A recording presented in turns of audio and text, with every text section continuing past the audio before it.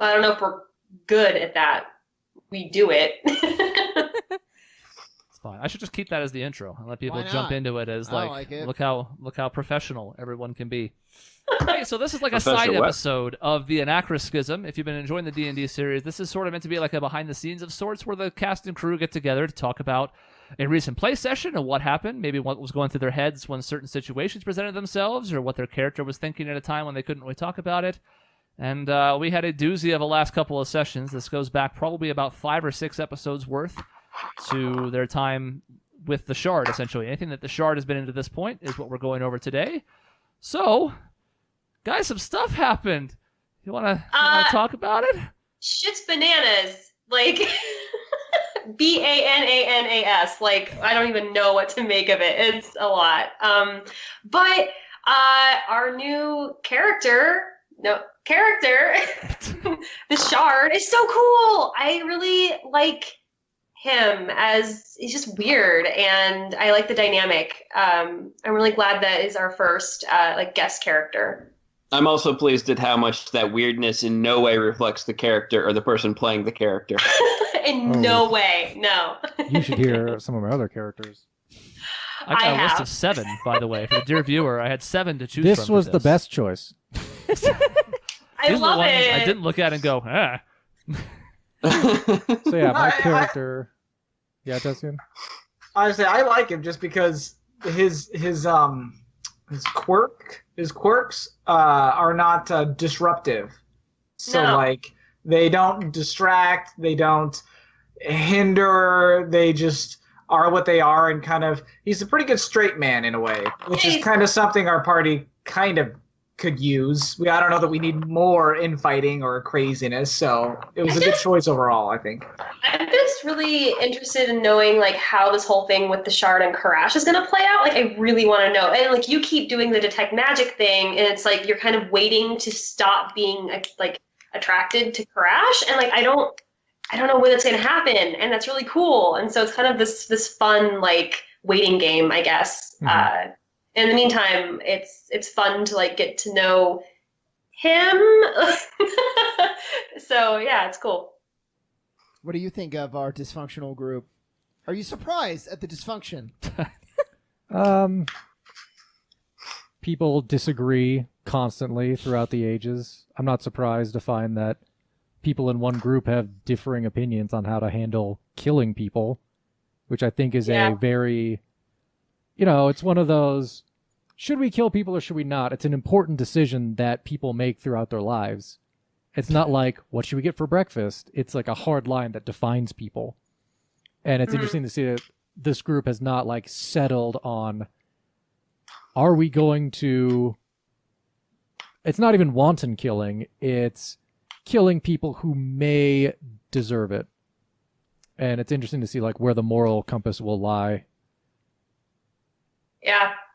And we still don't have answers. It's still up in the air, and I think it's pretty much always going to be a point of contention with this group. But I kind of like that. Like, it kind of becomes like the moral core of our group, and I think it's a good place to be. I don't know.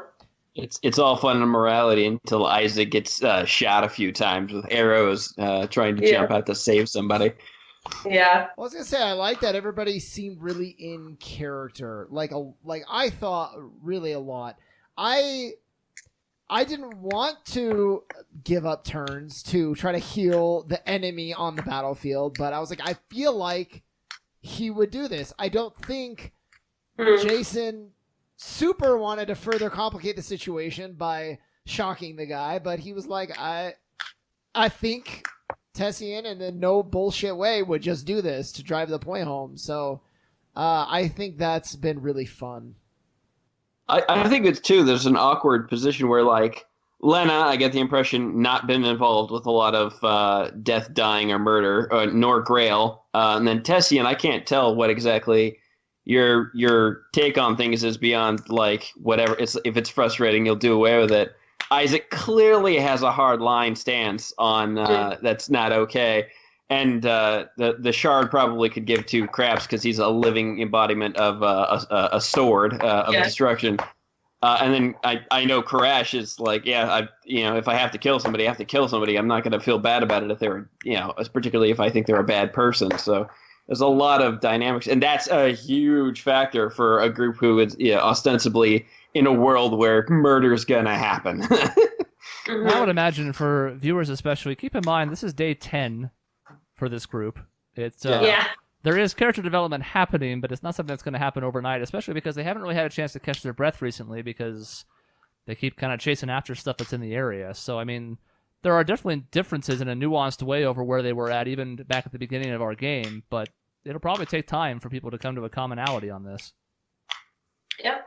I am fascinated by where Tessine is going to go. I am too, actually. I was telling them during our break, I was like, I'm getting like, and this is a horrible, and there's probably like a great literature like analogy I could make, but the one I went to was Sasuke from Naruto is like, he's a good guy, but he like is flirting, I think, with like darkness sometimes, and I'm very interested in, especially because he's a noble and a person of power, and just that perspective that he brings to this character, like where he's gonna go. Yeah, that is certainly not how I'm trying to play him. Of course, I don't know who the hell Sasuke is. So, other than I think, I don't know, people just yelling Sasuke. But other than that, no. So yeah, no. I mean, Tessien has a reason for why he does what he does. I was half tempted to not just like shock and grasp them, but do something a little bit more like final. But it seemed a little too heavy-handed. So the shock and grasp seemed easier. It kind of comes off more as like just legit torture, but I don't know. I try to play him a bit pragmatic in a way. The shard had a good point. It was pretty much like the guy wasn't going to speak unless the peer pressure was gone. So, I mean, as far as Tessien was concerned, these guys were all dead when they essentially jumped us in the tunnels. So them dying 20, 30 minutes, a few hours later, it doesn't really matter at that point. So it was sort of just their lives have been extended this long. They probably should have died back there. And if it's going to stop all this nonsense and do what we were going to do, then maybe it's the best option. I mean, it's not like he runs around trying to kill people. But yeah, his pragmatism, I can definitely see where you'd be tempted to think just how far he'd go. And it's a good question. I don't know that I have. I'm sorry, you mentioned torture, and I have to say this. Speaking as the guy who created the character whose part of my shtick is chopping people's limbs off, waterboarding, dude? What the hell? Yeah. It seemed like a good alternative at the time to chopping limbs off. Yeah, in the break, I was like, there was a fourth person who was kind of egging on the three who were after people, and he was like, no, I was like, you kind of, especially for Karash, who remember takes things very literally, you kind of pushed him into doing it. No way I pushed him into doing it, but when I said, you had a choice, in my head I was like, we had this talk from the guy in Sakara Cove where he lost, I think, 3 limbs. That was madness. I was like, Karash has learned. And I'm just, this is like a report, good cop, bad cop. And he'll restrain himself. And then I saw the axe coming down or whatever his weapon was, and I was like, okay, I guess not. I was wrong. I'd like to point out that I have I'm notorious for doing this. This is not just a thing that I have done once. This is something I have done many times. No, like I thought you learned. I thought Karash learned. That's my bad. There was a couple of hints dropped that this is not the first time I have done that by some characters like my crew members, but that's a thing. Karash has got some hard ideas about what's right and what's wrong. You're gonna take more than one instance to dissuade him from his path. And I don't mind. I was saying, like, for inspiration, like a Daredevil, a Batman, like, well, I don't mind roughing people up to get information. But then, I didn't hear I'm shocking him a little. I heard I'm grabbing him and shocking him to death. To death. Yep. Yeah, what it was. I was like, well, like whoa. I said, I originally considered like he could just pull out a dagger and just like kill the guy. I was like, yeah, but then it takes like the dagger and then there's blood. I have shocking grasp, so it was really just if I had a gun, he would have just offed a guy and then moved on to the next guy and then off that guy and then just kept going down the line until there was no one to intimidate this guy. But Shocking Grass was so much better of a dramatic choice because there was time to do something, and I thought the conflict of trying to punch you and failing and just being like impotent in my ability to really do anything about it was really fun. Yeah, I don't regret it. I think it was the better choice, but that was sort of the intention going in. That's why I was going to shock him until he died, because I don't know. Tessie was just sort of done with it. I mean, I think it's interesting that we've kind of had a flip that some people may question, because like you were all for killing what's his face back at the town originally, and now you're sort of like, no, let's save people. And then some of us that were like, let's not go around killing people are just like, okay, but these people can die. So like there's a flip there that we really haven't tackled yet that I think it'll be interesting to get into. So I got into it a little bit, but certainly between all the weeks that we've been doing it, I think covering it again does not hurt. I don't expect everybody listening or even playing to remember every like nuance. So well, I mean more like for the characters, like Tessian still thinks you're being silly, but like I think I know where Isaac's coming from. I know where Isaac's drawn the line and why, but like Tessian doesn't care. Right. So how do you guys feel about the farmers? They seem I nice. feel so bad for them. They seem We really just like nice. ruined their day completely. They seemed real nice, and we were just a mess. they will never So- forget us. No. And I doubt we'll ever No. get their help for anything ever. That's all right. Fortunately, they're just farmers, so I don't think we're ever going to need their help. So They'll Right. probably be dead soon. They're not just Chris, anything. when you said she went down to sit, that was so good. I mean, what I love about, I mean, I'll go a little bit into my style, I guess, as a DM. What I love about this is that I don't have any of that planned. I had barely anything planned for the farmers. You know, just some basic personality stuff. Had a feeling you'd talk to them. Had a feeling you'd probably try to get information out of them. You did. It's what led you down there. From beyond that, it's just about making characters with enough small traits that I can react in a situation and not think about it. So I'm like, this woman was already a little bit on edge because these are strangers, but they seemed good and they're trying to help out. And now look what's happened. And she is just not able to cope with that at all. Yeah, I- and it's... Go ahead.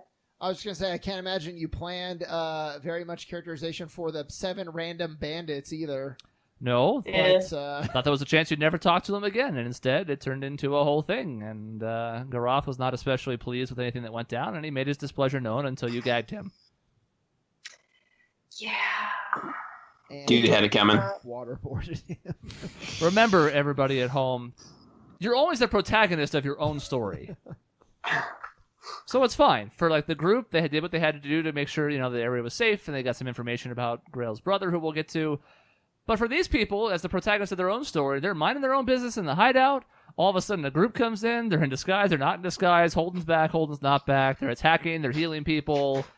Then they make a deal. They come outside. The deal's off. They start getting tortured. They had a bad story today. And maybe they deserve it. They're part of the Blades, who are by no means a reputable organization. But boy, did they have a bad day by their own perspective. So you guys eventually left the farm. And after some decisions about how they would go, if they had to walk, or if they would be dragged behind the cart, or Oh if my they would be god. able to ride the cart, that was eventually settled, and made your way back to the town. And kind of like your first visit, the city's nice, like nicer than pretty much any other city you've been to so far. And I thought that was cool. I thought you guys had some fun moments inside the inn. Yeah, I thought so too. Tessian is gonna get down with a sexy elf woman. that's the plan. Yeah, at least, yeah, at this particular point. Tessian has like a wife, right? Or like a girlfriend? No, like a girlfriend. Okay, I'm just... Yeah. God, Wow. have I mentioned what she is? No. I don't don't know think that I have. so. You've mentioned her offhand a couple times. I don't think you've stated the exact nature of your relationship. There's Plus, yeah, we don't know the exact nature. Like, She's a scarecrow. Scarecrow. How did you know? I did not put that in context, but now that I know Tessian's stepping on his lady, man. not necessarily. They could be in an open relationship.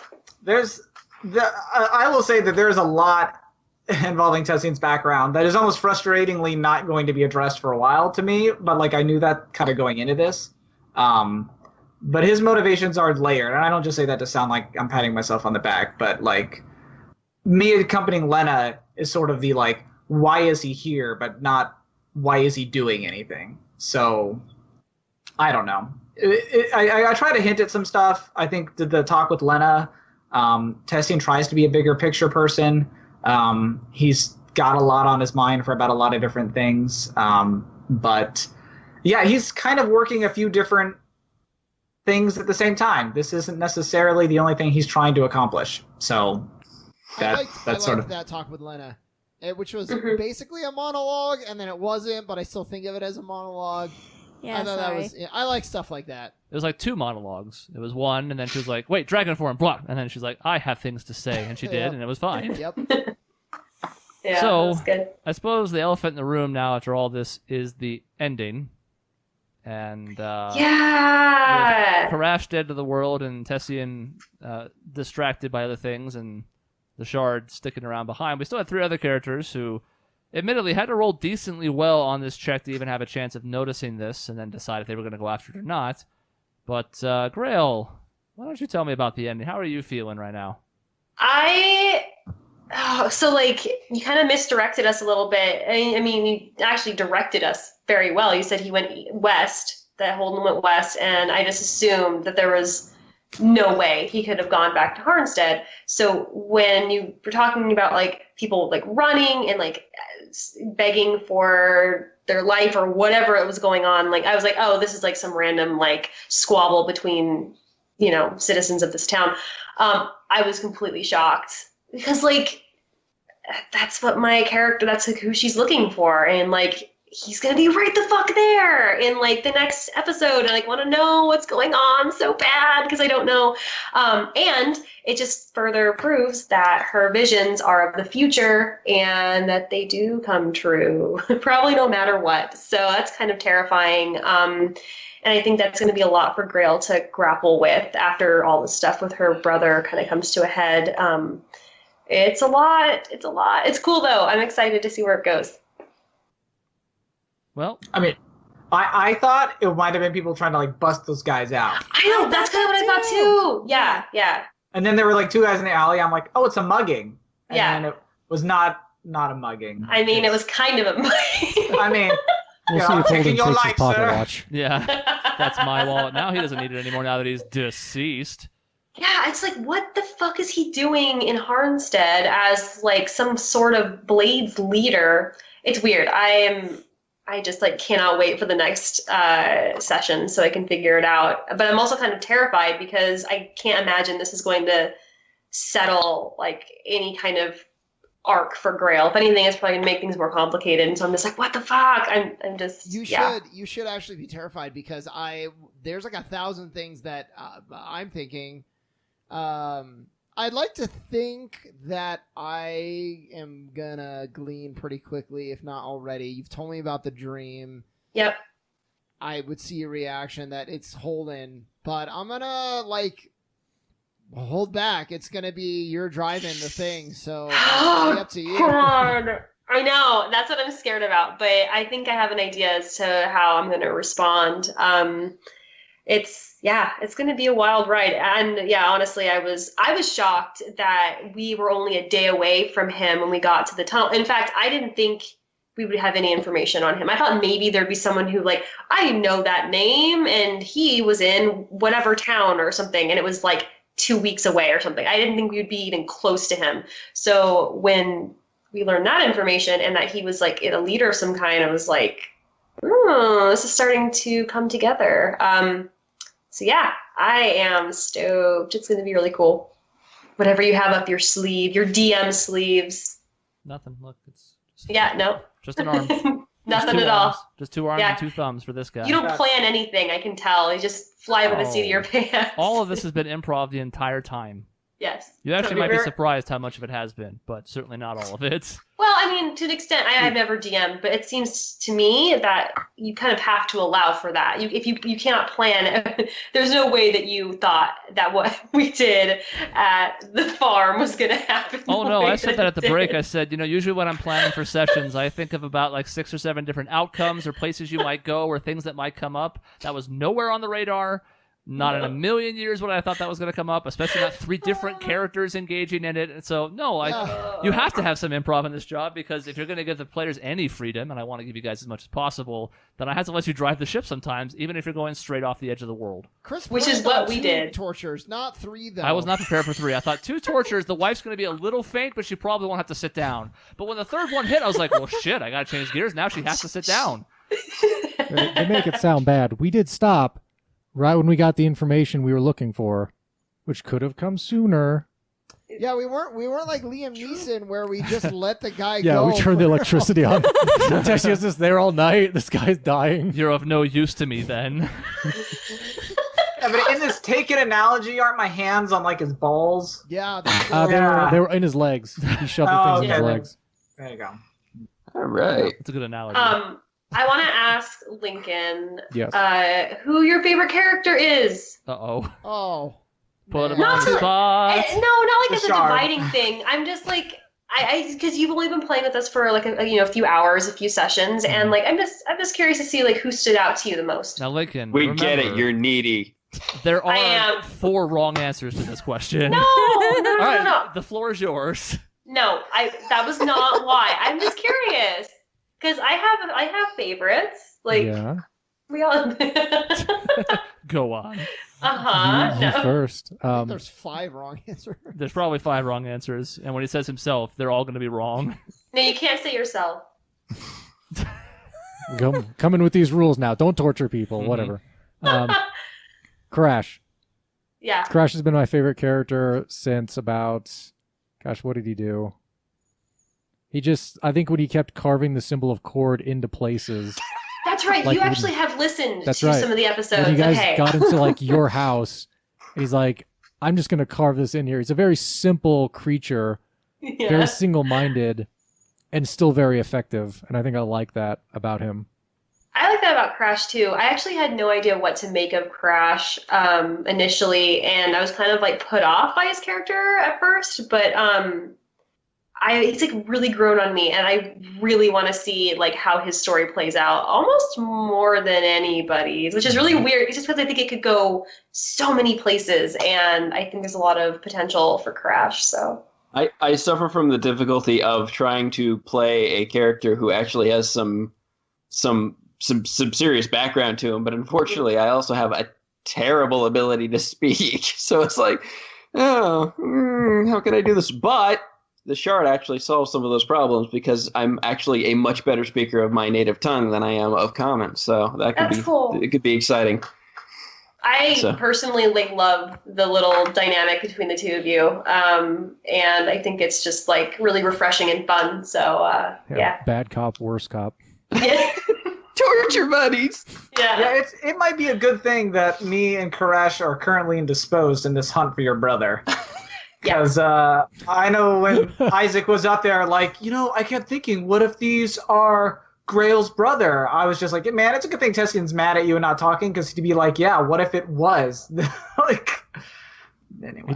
We start torturing Holden to find out where Holden is. But he's a tight-lipped man. He will never speak. Tell the truth. Get the rug. And one of them got away too. That could have been Holden as well. Who knows where that person went? So I guess last question that I want everybody to answer before we wrap things up, which is basically this: whether it be short-term, long-term, like what are you most interested in going forward? Whether it's a story beat or like a big picture thing, a little thing, a nuanced moment, whatever it might be. Go around in some kind of order. I don't know. I want to answer. Okay, she has her hand up.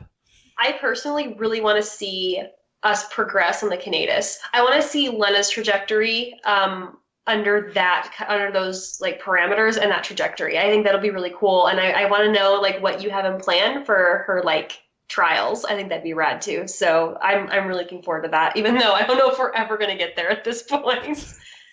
Maybe you won't. I'm split. Because that is also my answer. I think the Canadas is really exciting. I'm also really excited about the Lycidian adventure. Like, yeah, finding the girl, sure, that's fine. That's very important to Isaac. But being in the biggest city in the continent, right? Yep. So By far. I think that's going to be really cool too. And I know there's a bunch of lore, and we're only going to probably explore a fraction of that on this trip. But just to get there and start, is going to be really cool. For my sanity, I'll even just tell the viewers, yeah, they're not going to be exploring all of Lycidian in the first trip. There will be invisible walls in a few places because that city is gigantic. There's a traffic jam. Oh, you gotta go around. Sorry, the Snorlax is blocking the road. What do you The pseudo-wudo. Like Istanbul. Well, I don't want to try and put it in a real world perspective, but it is at least 10 times larger than the biggest city you've been in, which is Falstock. And Falstock was not a small town, probably close to 10,000 people in it.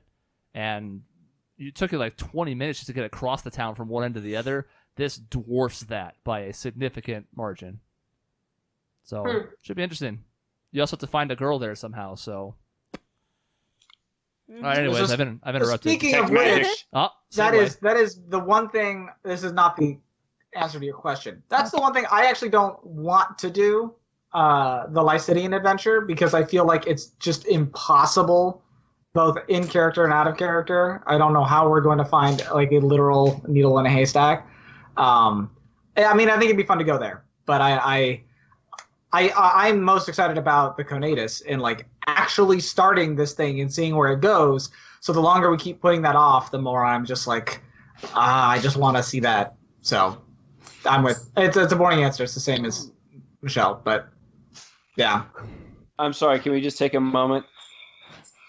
Even in the behind the scenes, the vapors they just come and you can't stop I'm them. proud to be an American.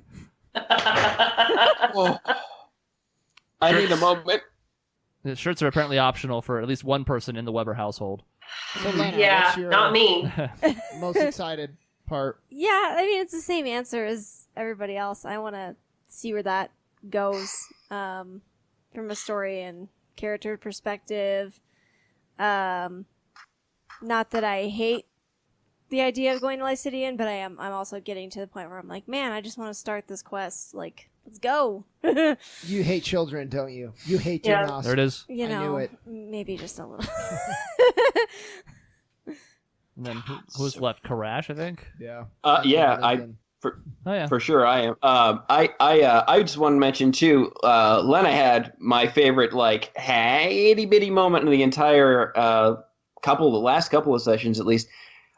You sitting inside the cart with your head on your knees, just being like the weight of everything bearing down upon you. I was just, I literally, I had a moment. I was like, oh shit, yeah, yeah, I can see that. That makes could that for whatever reason and it was totally glossed over, and then nobody, there's no reason to hit nail or ram a nail into it or anything. But it just kind of like it was one of the few moments in the game where, as far as character development went, I was like, oh damn.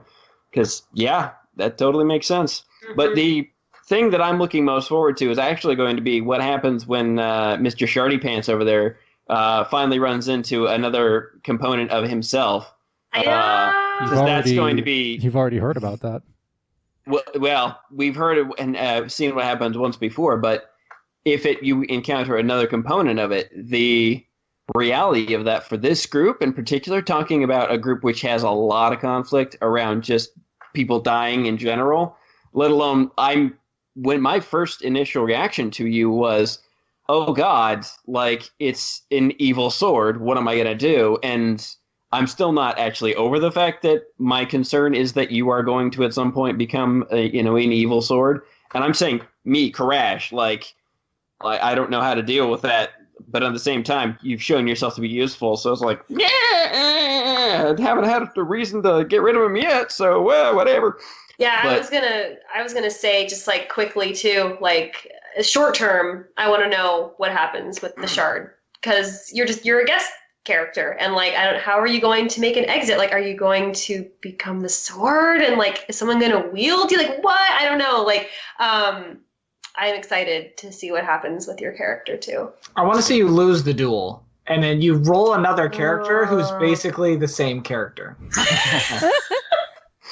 but in a different body now. That's fun. Just changing races and character abilities from class to class. It's still going to be the same. God, I can't think of the game character class, but different races and different jobs and backgrounds. Maybe a different personality. Depends on how much who wins in the shard contest. Like which That's personality comes out on top. Like when snails duel to figure out which one of them is going to be impregnated. Yeah, exactly. Just like that. Yeah. That's the one. right where my head was at. I was like snails. I'm so glad we're on the same page. Man, it's a relief. Otherwise, it'd be really awkward. So, Yeah. Lincoln, do you have a most excited? I'm actually most interested because I don't know anything about the child or the conatus. Y'all have been tight-lipped about that. I do know that you guys have an extreme amount of conflict between the value of life. And I think short term, how you all resolve that is going to be probably a very interesting episode. Yeah. Because my character does not value life. Yeah. So You I don't know if seem you've to. noticed, but alrighty. Well, that's the end of this short little recap. I hope you've enjoyed kind of a behind the scenes look, the behind the scenes. We'll have more episodes coming every Saturday and Sunday. Once they start up here pretty soon, they will have started by the time this airs. So I'm speaking out of my ass right now. But yeah, keep it tuning in every weekend for those. The YouTube channel also has video game playthroughs during the week. And you can find more information about all the projects that we're working on with the stuff at the very bottom of the screen. That's our Twitter and Facebook, the website where all the stuff posts. And of course, you may already be on YouTube, but youtube.com/Objection Network is the home for all of our video content. Thank you for watching, and we'll see you next time. Bye.